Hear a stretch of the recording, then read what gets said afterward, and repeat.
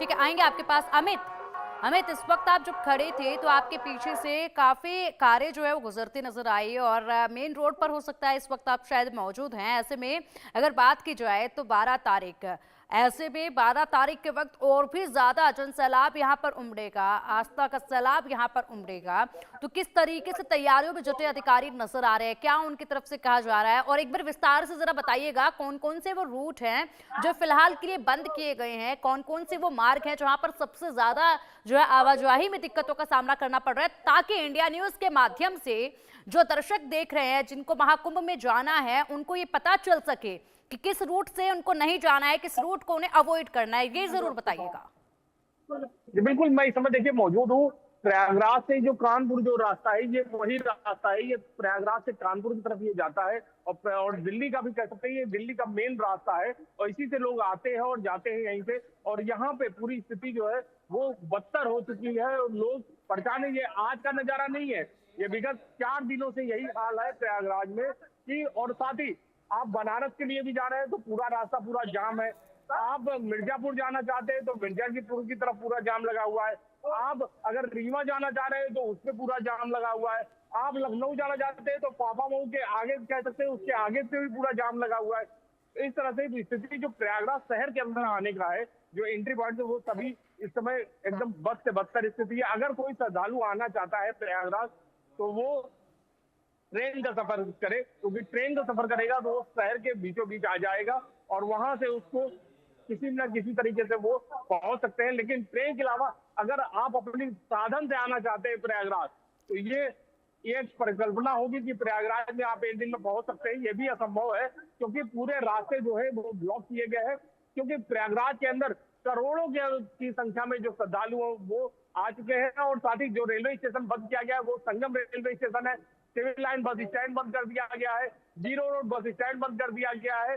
भीड़ को देखते हुए कि जिस तरह से भीड़ उमड़ी हुई है प्रयागराज में, इस तरह से संगम रेलवे स्टेशन और civil line bus stand, zero bus stand, इस तरह से तमाम जो बस स्टैंड जो शहर के अंदर थे वो सभी बंद कर दिए गए हैं। जो आउटर में बनाए गए हैं बस स्टैंड, वहां से सफर लोग कर रहे हैं, वहां से उनको साधन मिल सकता है, लेकिन वहां तक उनका पहुंचना ये किसी जंग से कम नहीं है कि जंग लड़ने के बराबर की स्थिति प्रयागराज में बनी हुई है। जो श्रद्धालु है वो परेशान है यहाँ के। और वहीं देखिए वीवीआईपी महाकुंभ, हम लोग इसलिए कह रहे हैं कि वीवीआईपी के लिए पूरी सुविधा है, उनको स्पॉट मिल जाएगा, वो आसानी से संगम नोस के पास तक पहुंच जाएंगे, उनके लिए बोट मिल जाएगी, उनको स्टीमर मिल जाएगी, इनको क्रूज मिल जाएगा। लेकिन आम श्रद्धालु के लिए कोई सुविधा नहीं है। अगर वो पहुंच जा रहा है किसी भी तरीके से तो उसको लूटा जा रहा है।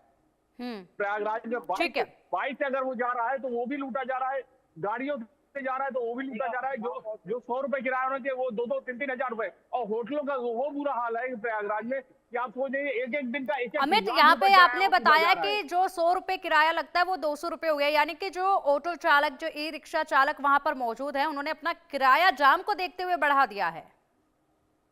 जी बिल्कुल, जिस तरह से भीड़ उमड़ी है, होटल कान्हा श्याम होटल है 1 लाख रुपए एक दिन का किराया वसूल रहे हैं। मतलब 2 लोगों को रहना है तो 50,000 रुपए एक दिन का हुआ।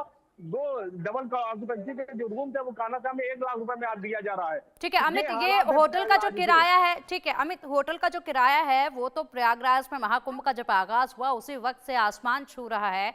ऐसे में अगर बात की जाए तो अभी फिलहाल किराए वहां पर जो ऑटो के, रिक्शा के हैं वो सामान्य हैं नहीं। जो 100 रुपए किराया होना चाहिए उसका 1-1 हजार, 2-2 हजार, 3-3 हजार रुपए वसूला जा रहा है। जो नावें चल रही है उस पे जो निर्धारित किराया किसी का 100, किसी 200, तो नहीं, वहां पे 1,000, 2,000, 3-3 हजार रुपए नाव वाले भी वसूल रहे हैं।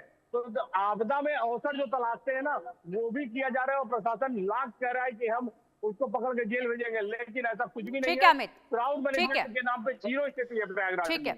ठीक है अमित। वर्षा, आपका रुख करना चाहूंगी मैं। इस वक्त आप मौजूद हैं और ऐसे में बिल्कुल आप संगम तट पर हैं, यहाँ पर लोग जाते हुए नजर आ रहे हैं, आस्था काफी नजर आ रही है। महाकुंभ ये आस्था का ऐसा पर्व जिसको लेकर ना केवल अपने देश में बल्कि विदेशों में भी बहुत ज्यादा लहर देखी जा रही है। वहां के लोग भी बहुत ज्यादा उत्सुक हैं इसके बारे में जानने के लिए, वहां से भी खूब लोग जो है वो लगातार यहाँ पर आ रहे हैं। अगर ऐसे में हम बात करें कल का दिन बहुत ज्यादा भीड़ रहेगी, उसके बाद 12 तारीख को और भी ज्यादा भीड़ उमड़ेगी। लेकिन अगर बात की जाए तो फिलहाल वहां पर लोग, जिस तरीके से देखा जाता है तस्वीरें, लोग पहले ही वहां पर अपने कुछ टेंट ऐसे लगा लेते हैं टेम्परेरी, वहीं पर कुछ बिछा कर लेट जाते हैं। इसी वजह से पहले भगदड़ में बड़ा हादसा हुआ। ऐसे में लोगों को वहां पर हटाया किस तरीके से जा रहा है, कैसे उन्हें समझाया जा रहा है ताकि यहीं पर ना रुके, स्नान करें और बस आगे की तरफ बढ़ जाएं। जिस तरीके की मौनी अमावस्या को एक बड़ा हादसा हुआ, उसको लेकर प्रशासन को सबक मिली और अब जिस तरीके से 30 घाट बनाए गए थे, अब 30 घाटों पर स्नान पूर्ण तरीके से कराया जा रहा है। संगम पर लोगों को बैठने नहीं दिया जा रहा। और जिस तरीके से देखिए, मैं जिस जगह पर खड़ी हूँ, आपको मेरे इर्द गिर्द भीड़ दिखाई दे रही होगी। अगर इस इलाके में भीड़ है तो संगम केवल यहाँ से लगभग 500 मीटर आगे एक पीपा पुल क्रॉस करके संगम दिखाई देगा और संगम के इलाके में भी बहुत ज्यादा भीड़ हो रही है।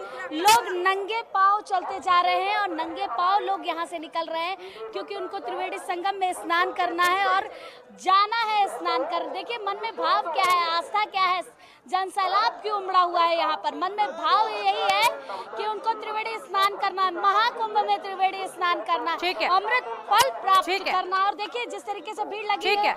आप लोग कितने किलोमीटर चल के आए हैं? हम लोग लगभग 10 किलोमीटर से बेसी चले हैं। नहीं, व्यवस्था काफी अच्छा है सरकार। ठीक है वर्षा, बहुत शुक्रिया आपका इन तमाम जानकारियों के लिए। और लगातार प्रशासन यहाँ पर एकजुट होकर लगा हुआ है ताकि हालात को सामान्य रखा जाए और लोगों को आवाजाही में परेशानियों का सामना ना करना पड़े।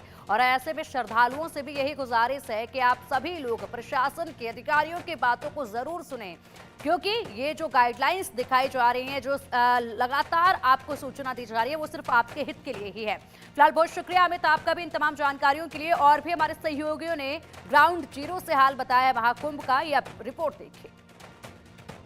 प्रयागराज में महाकुंभ का शाही स्नान चल रहा है, लेकिन अब साधु संतों का जो पलट प्रवाह है वो काशी की तरफ है।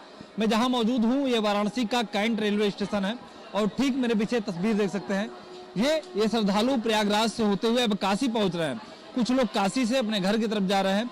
चूंकि जब से महाकुंभ का शाही स्नान चल रहा है तब से लोग प्रयागराज के बाद अयोध्या और काशी की तरफ बढ़ रहे हैं। कुछ परिवार भी है, हम उनसे बात करना चाहेंगे। कहाँ से हैं भाई साहब? सिकंदराबाद से आए हैं। 4 तारीख को जानी शुरू किए थे। प्रयागराज की दर्शन बढ़िया रहा। व्यवस्था के हिसाब से अगर बताऊं तो इतने लोगों को इतना आसानी से मैनेज करना बहुत बड़ी बात है। महाकुंभ यादगार रह गया। उसके बाद आ गए आपके बनारस काशी दर्शन करने में। काशी विश्वनाथ का दर्शन वो भी बहुत अच्छा रहा। काल भैरव का दर्शन भीड़ था लेकिन दर्शन हो गए। सबसे बड़ी चीज वो है, दर्शन हो गए और कोई बीमारी और कोई चीज से इफेक्ट नहीं हुए। नहीं, प्रशासन ने तो मुझे इतना लगता है कि पूरा प्रशासन यही है और जितना इनसे हो सकता है इतना किया है। बाकी इस बार में इन लोगों को काफी सीख मिला होगा जरूर। अगला महाकुंभ तो हम देखेंगे नहीं, बट हमें ये पूरी उम्मीद है कि अगले महाकुंभ और अच्छा होगा। हमारा नहीं, हमारे 3rd या 4th जनरेशन देखेंगे। आपका भी 3rd या 4th जनरेशन देखेंगे। अब सहयोग बन रहा है, सहयोग के आधार पर तो कहा जा सकता है। आप भी साथ में दर्शन करने आई थी। बनारस पहली बार आई कि इसके पहले भी आ चुकी? नहीं, पहली बार आई। देखिए आपने बनारस में कुछ बदलाव देखा? हाँ, घाट वगैरह इतने सुंदर और इतने अच्छे से हो गए थे और हमने नाव वगैरह में दर्शन किए, गंगा आरती देखी, बहुत ही अच्छा लगा। मतलब बहुत व्यवस्थित था। इससे अच्छा तो उम्मीद नहीं हो सकी क्योंकि बहुत भीड़ थी। कितना समय लगा दर्शन करने में? दर्शन करने में हमारा 1 घंटे में हो गया। हम लोग सुबह 2:30 बजे निकले और 3:30 बजे तक हम लोग लाइन में लग गए थे और 1-1.5-2 घंटे में माँ का काल भैरव और दोनों हो गए थे, काशी विश्वनाथ दर्शन दोनों हो गए। व्यवस्थाएं कैसी थी? मंदिर प्रशासन, स्थानीय प्रशासन थी, मतलब बहुत स्ट्रिक्ट थे कि लाइन तो लाइन में ही लगना है, जाना है तो ऐसे ही जाना है। लोगों को प्रयागराज अयोध्या राजमार्ग पर लगातार श्रद्धालुओं की भीड़ बढ़ रही है। प्रयागराज महाकुंभ में जहां माघी पूर्णिमा का 12 फरवरी को स्नान होना, उसके पहले भीड़ लगातार बढ़ती जा रही है और प्रयागराज से अयोध्या भी लोग जा रहे हैं। देखिए हाईवे को दिखाना चाहेंगे किस तरह से यहाँ वाहनों का भीड़ लगातार बढ़ रहा है और श्रद्धालु भी देखिए लगातार हाईवे है और यहाँ से बसें आती जाती है। एक बार दिखाइए किस तरह से यहाँ सीओ सिटी शिवनारायण वैस जी खड़े हैं और निर्देशित कर रहे हैं लगातार। यातायात पुलिस भी है कि वाहनों को कैसे हाईवे पर नियंत्रित किया जाए। और देखिए यहाँ से रूट डाइवर्ट भी होता है, यहाँ से रूट डाइवर्ट होता है क्योंकि प्रयागराज अयोध्या राजमार्ग है, तो लगातार यहाँ से श्रद्धालु गुजरते हैं प्रयागराज के लिए, अयोध्या के लिए। और इस तरह से अब चूंकि भीड़ बढ़ रही है, इसलिए लगातार प्रतापगढ़ की पुलिस कोशिश करती है कि यातायात को सुचारू ढंग से चलाए और लगातार नियंत्रित करने की कोशिश करती है। तमाम समस्याएं आती है इसमें शहर से लेकर हर जगह तक, लेकिन फिर भी देखिए किस तरह से नियंत्रण किया जा रहा है। सर अब जो माघी पूर्णिमा का स्नान आ रहा है, भीड़ भी बढ़ रही है ये पर, तो इसके लिए क्या प्लान किया गया, रूट प्लान आपके द्वारा? अभी 2-3 दिनों से भीड़ काफी ज्यादा हो गई है और विशेषकर अयोध्या की तरफ जाने वाले श्रद्धालुओं की संख्या बहुत ज्यादा है। इसको देखते हुए थोड़ा सा ई रिक्शा को बीच में छोड़ दी गई थी, लेकिन उसको पुनः समायोजित किया गया है जो मुख्य सड़क पे कम से कम चले और जो इमरजेंसी सेवाओं से जुड़े हुए रिक्शा वही चल रहे हैं। बाकी सभी जगह पे ड्यूटियां लगाई गई है, अपना काम कर रहे हैं, ट्रैफिक चल रहा है। प्रयागराज और अयोध्या राजमार्ग पर क्योंकि सीधे रूट है, तो जो सीधे श्रद्धालु आते जाते हैं, बसें आती जाती हैं, उनके लिए क्या रूट डाइवर्जन? नहीं, जो अयोध्या के लिए जाना चाह रहे हैं उनके लिए डाइवर्जन का प्लान अभी फिलहाल में नहीं है, वो सीधे ही जा रहे हैं।